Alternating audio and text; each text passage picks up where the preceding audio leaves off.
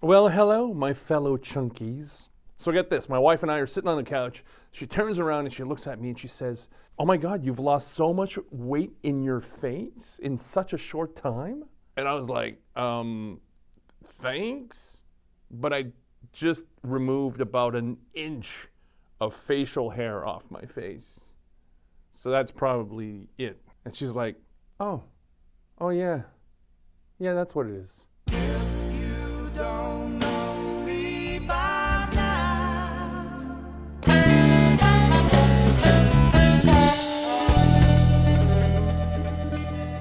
All right, so here we are, end of week 3, beginning week 4, and holy crapole, it was a tough one. So, according to experts, New Year's resolutions, about 80 to 90% of us are gonna flush those resolutions down the drain about 2 to 3 weeks into the new year.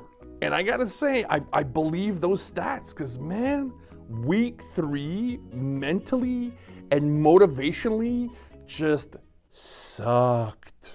All right, let's just jump right into it. Week 3 report.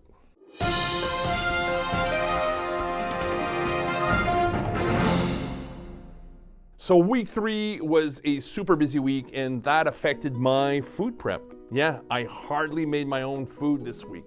6 of my meals this week were takeout. All of those 6 takeout meals, well, they were all from the same place. So I think it's fair to say that the ladies that work at my local Freshie, well, they know me by name or by mask. I don't even have to order anymore. I walk in, they go, yeah, all right, be ready in 5 minutes. By the way, I'm all about the pangoa bowl with chicken. Oh yes, but I substitute the tomatoes for red onions, and I also substitute the barbecue sauce for the cilantro lime vinaigrette. Mwah, it's a lovely thing. So as much as I'm not proud of having eaten out so much last week, at least I'm happy that I stuck to something that wasn't, burgers and french fries and stuff. So at least there's that, right? Despite having a busy week, I still got 5 workouts in. Yes, they're in the description. But the biggest story of week 3 is I ate red meat. Don't look at me. Don't look at me. So last night, my eldest daughter and son-in-law showed up with like 4 pizzas. And they were like, "Do you want a slice?" And I was like, yeah. So I had 1 slice of pepperoni and cheese pizza. I'm not proud of that, but I'm proud that I limited myself to 1 slice. If this was 3 weeks ago, Steph, that whole damn pizza would be in my tummy. Oh, and what did it feel like when that ooey gooey slice of pizza entered my mouth and hit my taste buds? Well, it felt something like this. Yes, folks, it was like a party in my mouth, and because of COVID, no one was invited.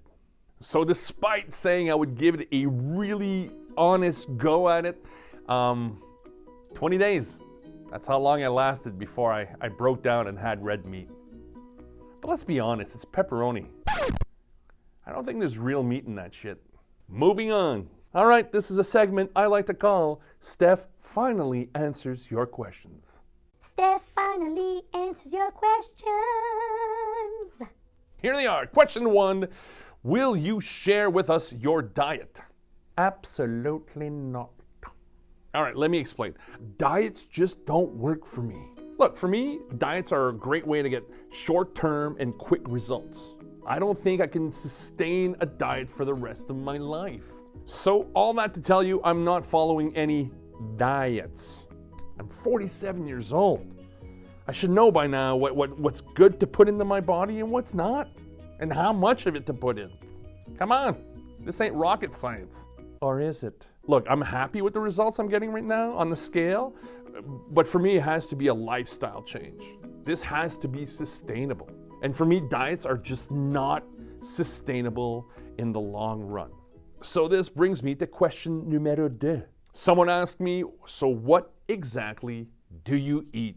So I eat 3 meals a day, and I've adopted a 6 ounces of vegetable to 6 to 8 ounces of protein per meal, which is easier said than done, because when it comes to breakfast, I don't do veggies at breakfast. Veggies and breakfast, no. No. And on top of doing 6 ounces of veggies to 6 to 8 ounces of protein a day, I'm approaching it with a very limited menu.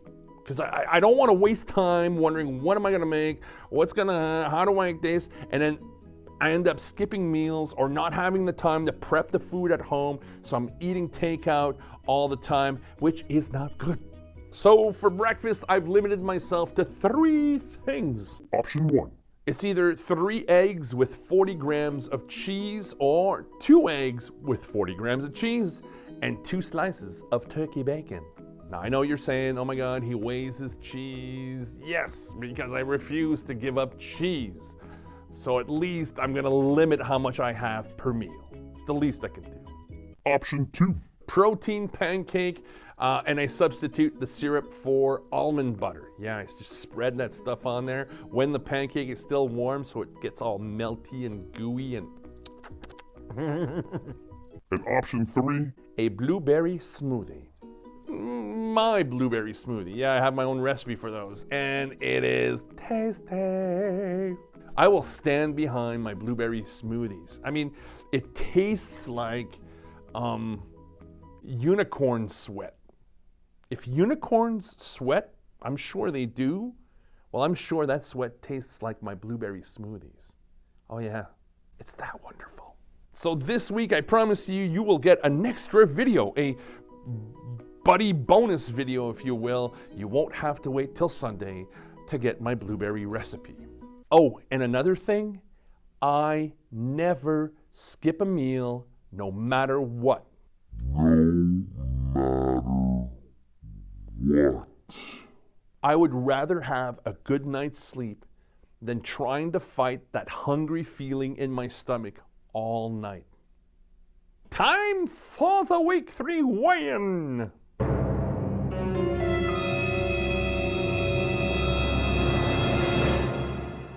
£294.4. That's 4.6 pounds lost during week 3.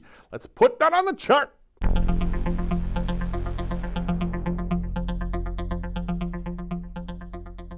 So that's almost a total of 15 pounds in 3 weeks. That is a solid start.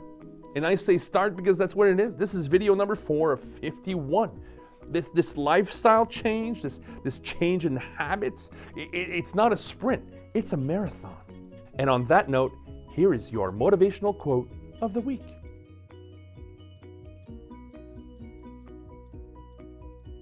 See, I told you. So stay strong, have a great week, much love, and we'll talk next Sunday. Actually, no. You won't have to wait till next Sunday because I'll be sharing with you my blueberry smoothie recipe sometime this week. Yes. All right. I'm out. Ciao.